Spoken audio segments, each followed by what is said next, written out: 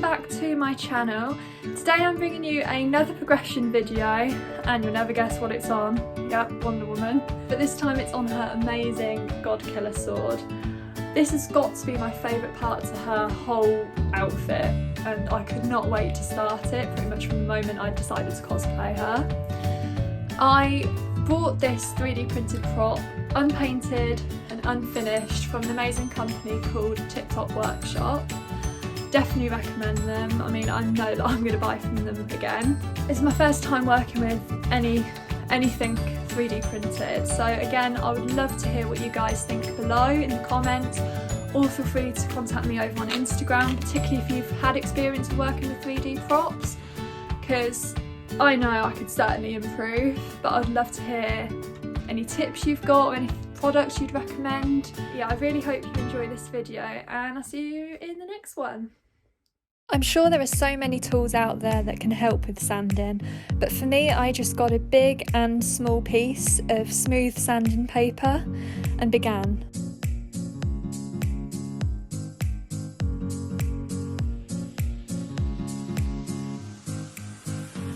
I folded a piece of sandpaper in half and began sanding in between the grooves.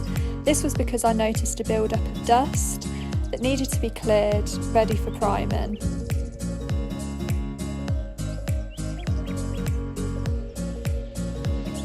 Once I was happy with how smooth each piece was, it was time to use super glue to attach them all together.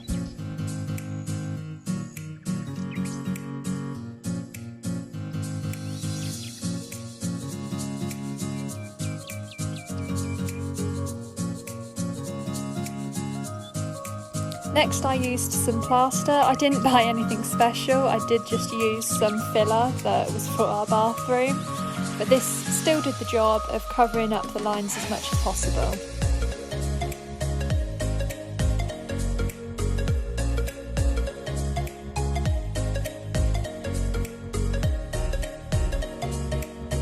Next it was time for sanding again.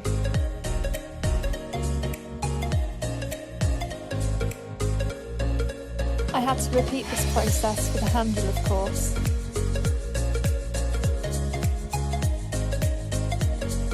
Finally, the sanding was complete. This process could take days, weeks, months. It depends really on how perfect you want to get it. I used silver spray paint to prime the blade.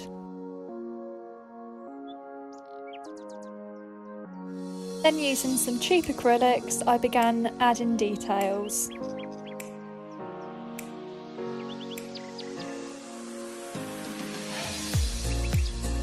I used nothing special for this part, I simply used paintbrush, finger and some tissue to blend the paint in.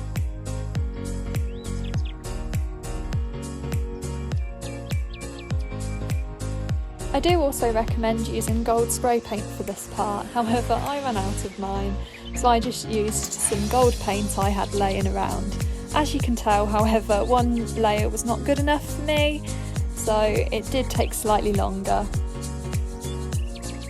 Next was dry brushing the details.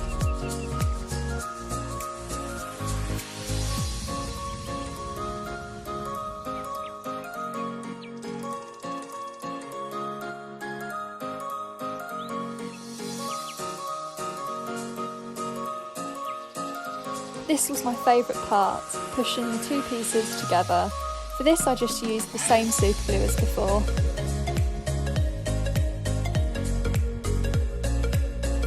Finally, I touched up any other areas with a dry brush before sealing with a clear protective coat.